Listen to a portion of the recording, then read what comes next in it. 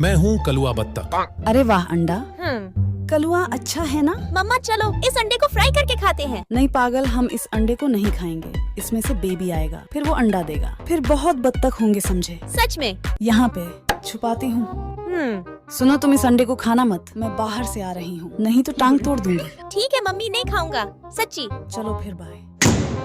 मम्मा तो गई, चलो अब धूम मचाते हैं। पहले अंडे को तोड़ें और थोड़ा मिला ले।